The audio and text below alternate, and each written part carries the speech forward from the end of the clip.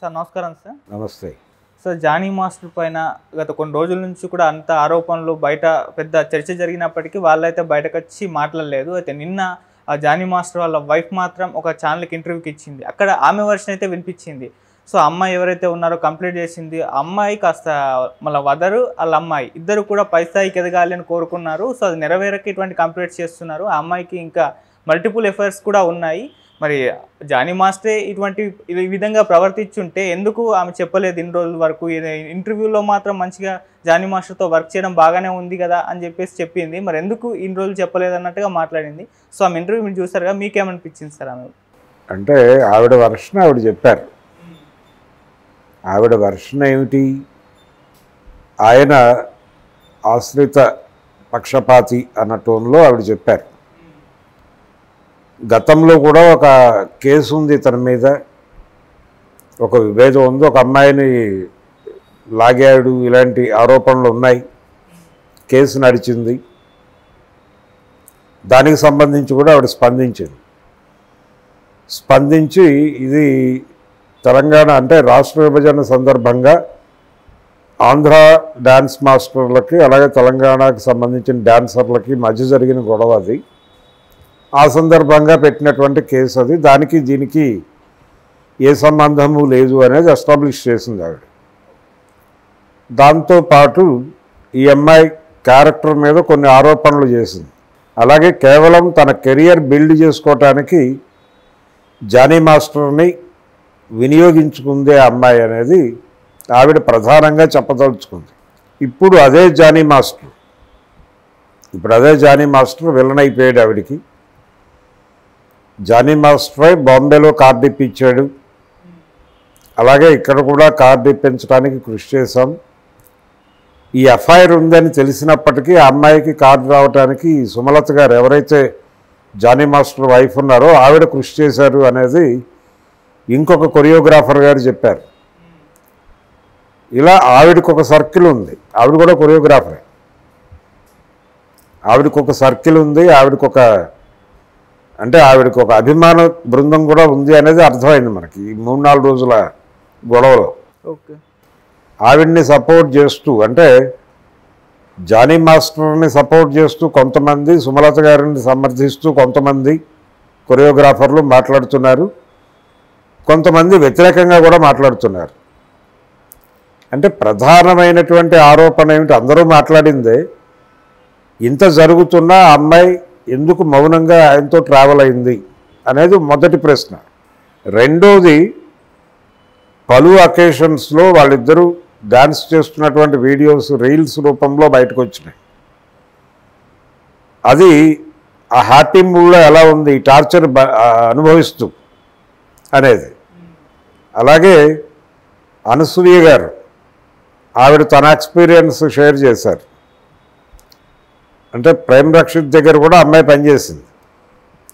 పనిచేసిన సందర్భంలో అనసూయ గారికి కొన్ని మూమెంట్స్ ఏదో చెప్పే సందర్భంలో అమ్మాయితో పరిచయం ఉంది. ఆ పరిచయమైన సందర్భంలో చాలా ఎనర్జెటిక్గా ఉంది అమ్మాయి. ఇంత పెయిన్ ఉంది అమ్మాయి జీవితంలో అనేది అర్థం కాలేదు అంది ఆవిడ.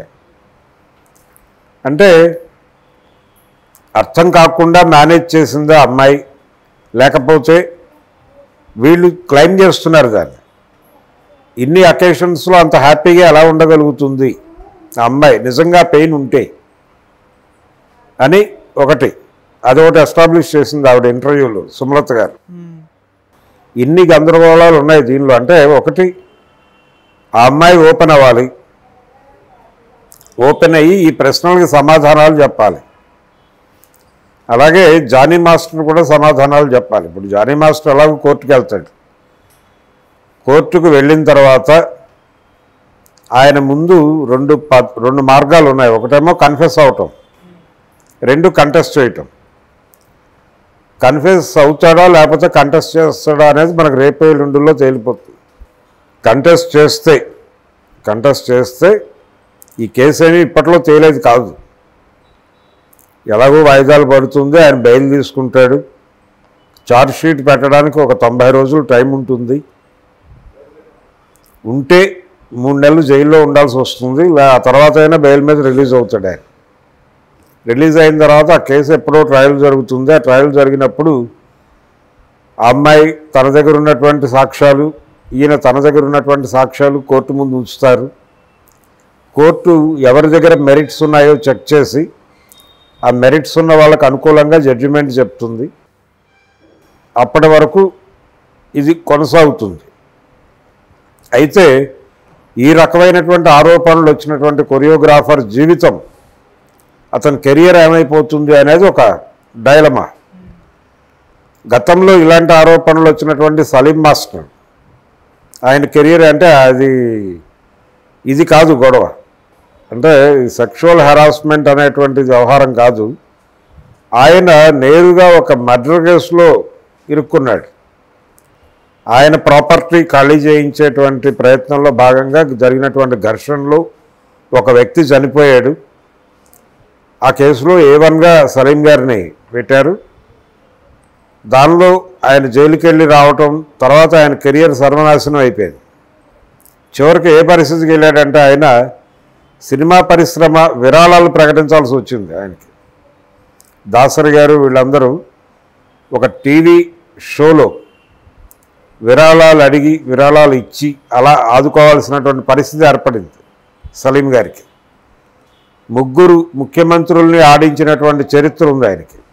రామారావు గారు, MGR, జయలలిత, 3 డ్యాన్స్ చేయించాడు ఆయన.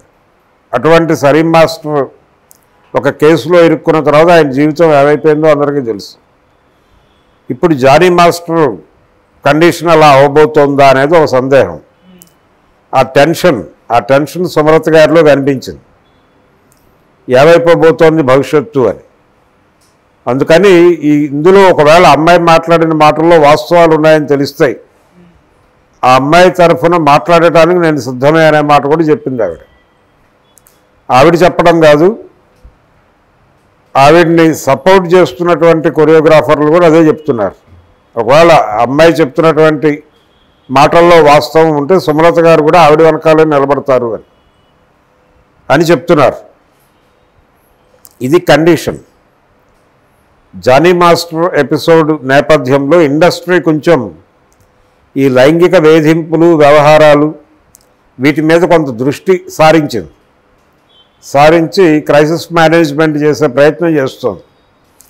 ఆ ప్రయత్నంలో భాగంగానే ఒక కమిటీని వేయటం, ఇవన్నీ చూసాం మనం. ఏది ఏదైనా కానీ జానీ మాస్టర్ గొంతు అంటే ఆయన ఓపెన్ అయ్యే వరకు ఇది క్రైసిస్ అయితే కొనసాగుతుంది. అమ్మాయి ఆయన ఇద్దరు కూడా ఓపెన్ అయ్యి ఏం జరిగింది అనేది ప్రపంచం దృష్టికి తీసుకొస్తే ఈ వివాదాన్ని ప్రపంచం అర్థం చేసుకునే ప్రయత్నం చేస్తుంది, కనీసం పాజిటివ్గా కానీ నెగిటివ్గా కానీ. ఇప్పటి వరకు అందరూ బయట నుంచి వ్యాఖ్యానాలు చేస్తున్న వాళ్ళే తప్ప ఇన్సైడ్ వాళ్ళిద్దరి మధ్య ఏముంది అనేది వాళ్ళిద్దరూ మాట్లాడలేదు.